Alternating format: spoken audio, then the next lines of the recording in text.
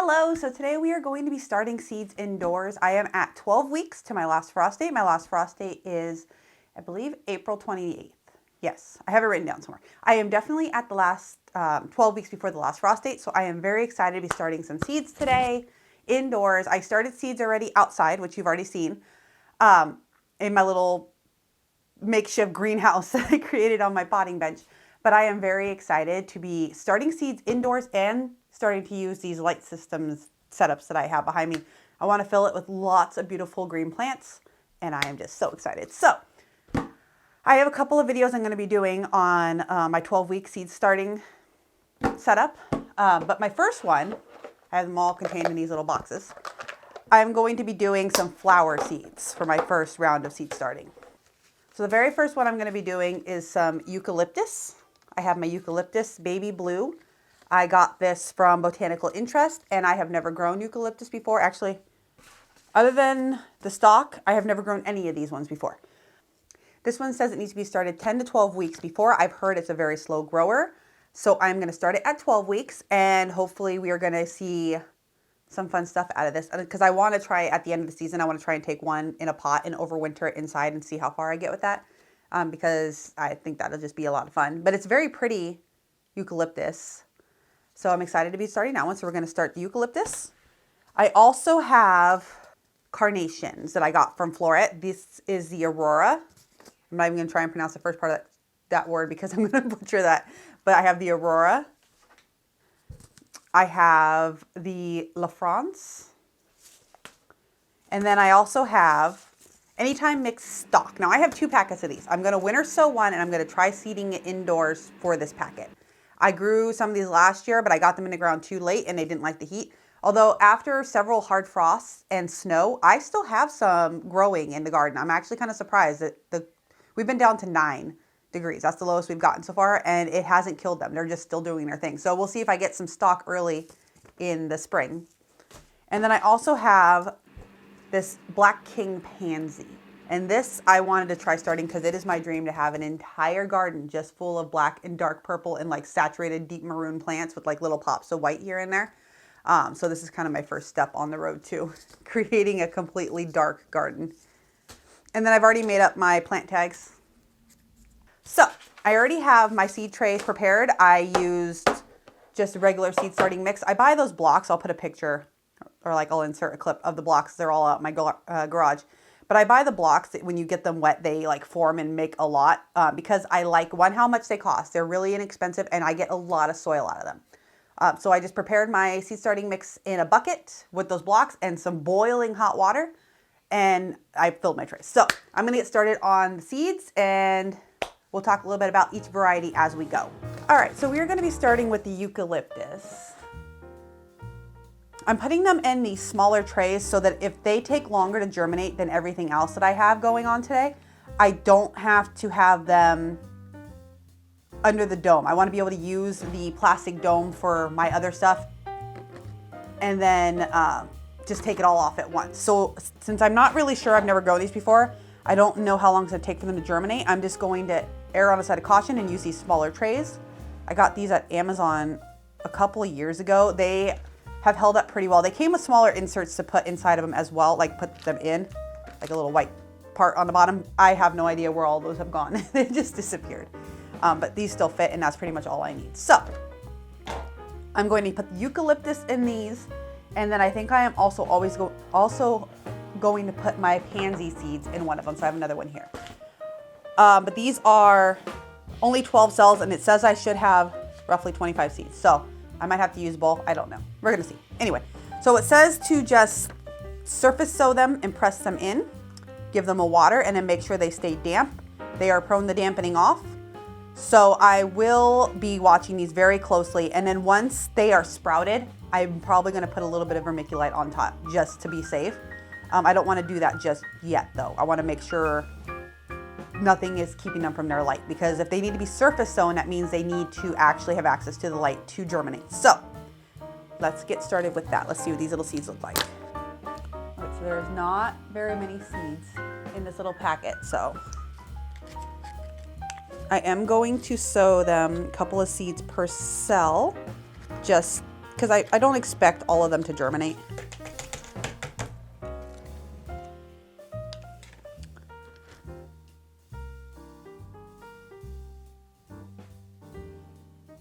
I'm going to kind of space them a tad bit. I'm not setting them right on top of each other. This way they'll be easier if they do both germinate for me to separate them out.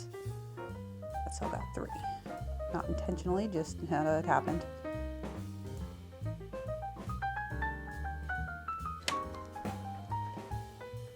Make sure they have good contact. And then we will get them watered. I've had this thing for a couple of years and it does drip a little bit, which is not ideal for seedlings.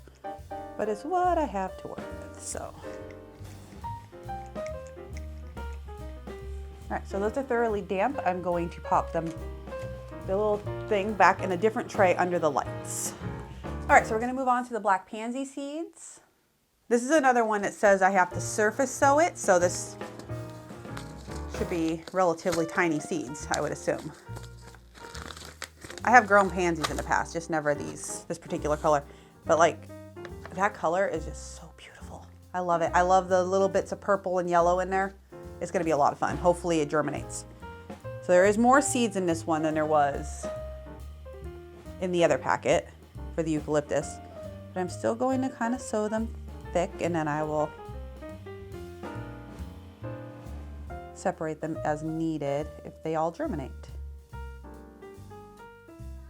All right, so I'm not using all of these seeds because I am going to see how they do first, and then maybe I can use them next year. Because seeds, I mean, they have a shelf life, but it's not as quick as one season. So I'm gonna see how these do, and then we will sow the rest of these either next year, or maybe I might try planting some in the fall and see if I can get them to come up in garden beds in the winter. Because it does say that they self-sow themselves, so it's possible that I could get these to grow again, which would be great. My packet is closed though. I don't want it to pop open on me. Okay, I'm just gonna pop these down. I wanna make sure they have contact with the surface. Make sure they're really damp.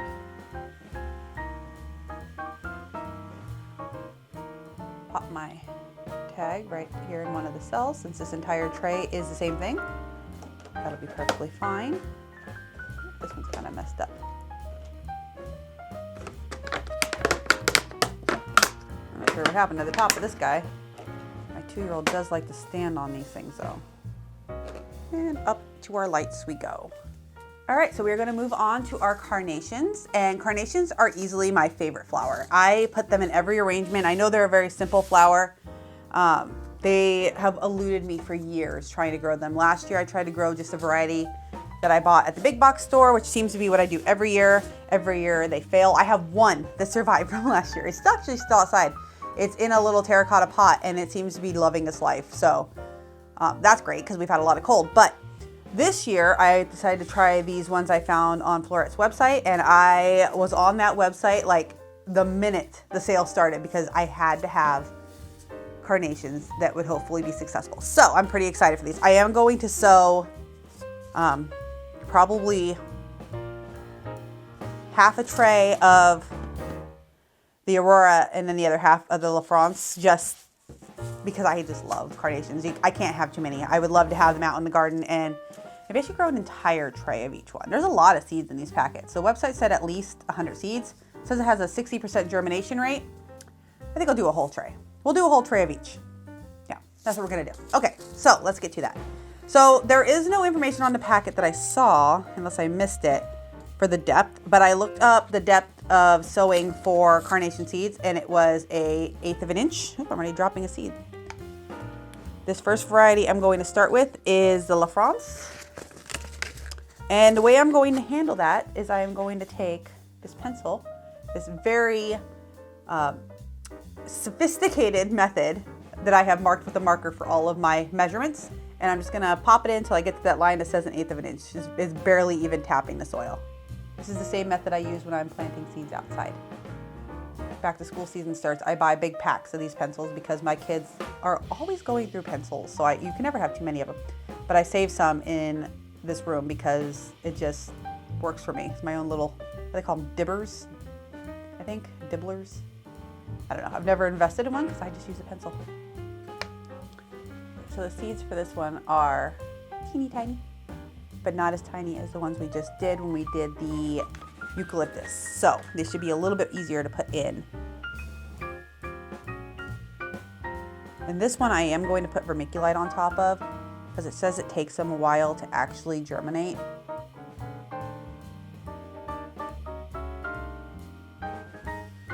So that did not go in.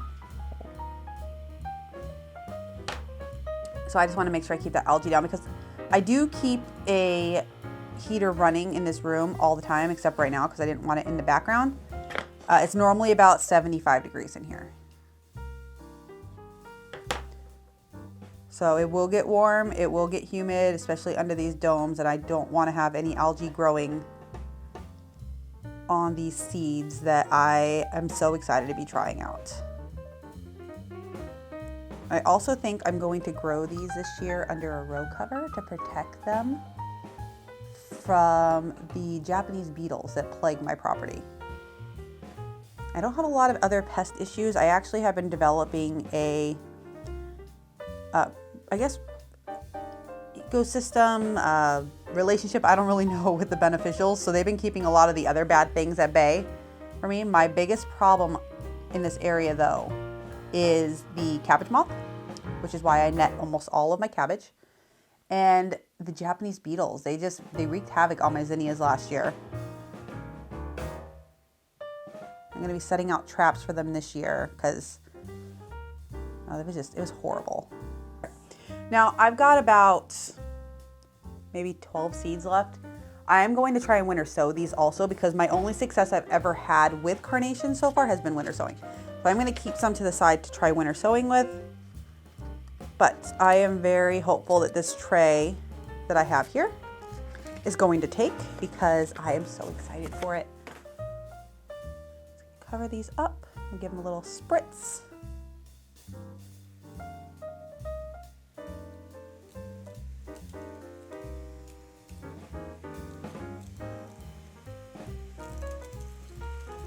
Okay, I got that good and damp.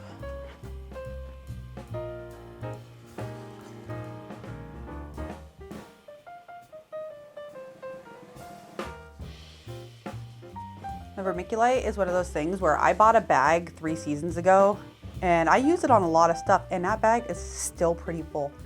So it's always like, if you're thinking, should I really invest in this? Is it necessary? A little bit of this goes a very long way and you will have vermiculite for a long time. Unless you're starting like thousands and thousands of seedlings and you're putting vermiculite on all of them, I can see how you'd run out of it. But I have not ran out of it yet.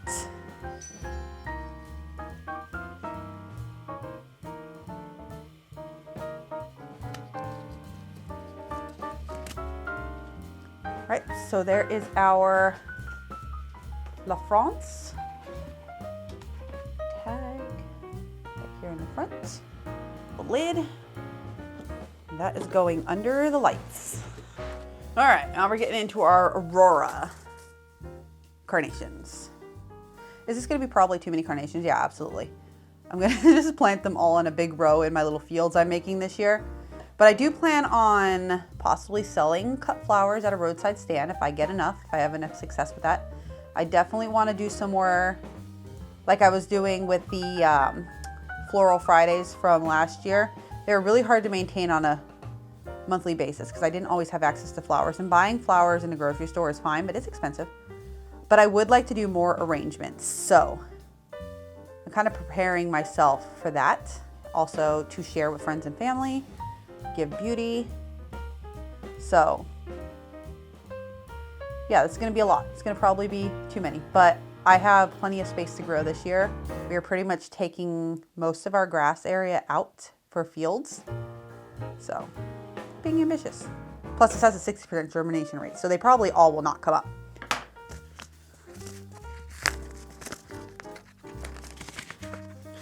Although if they did, I would be a very happy person. I'll leave some of these seeds in here, again, to try winter sowing.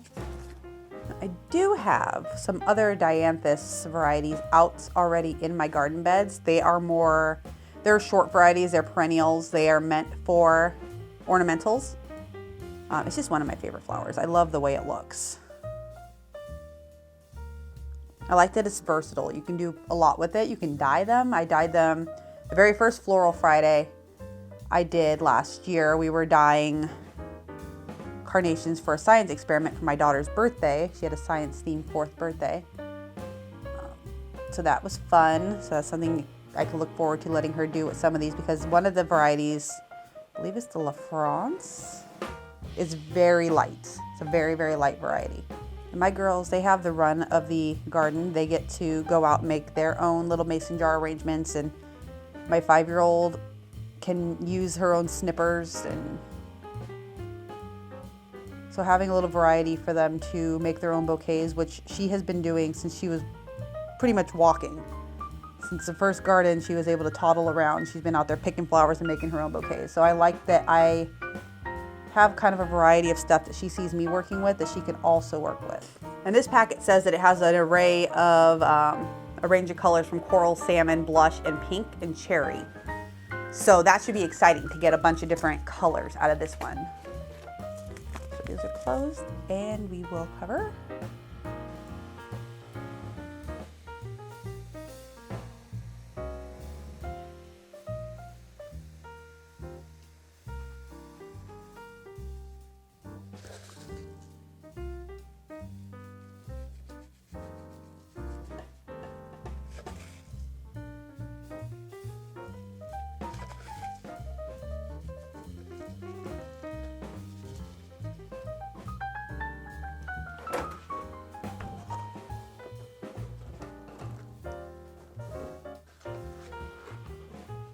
All right, so I think I'm gonna end it with the carnations for this video, because I'm gonna put the stock in, I think probably with my brassicas, and I'm not starting those at the moment.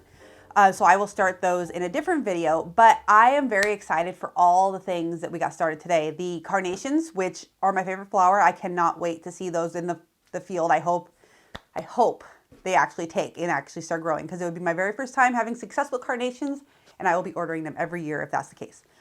And then the Black King pansies, I think those are gonna look beautiful in my landscape. And also our eucalyptus. I am very excited for the eucalyptus.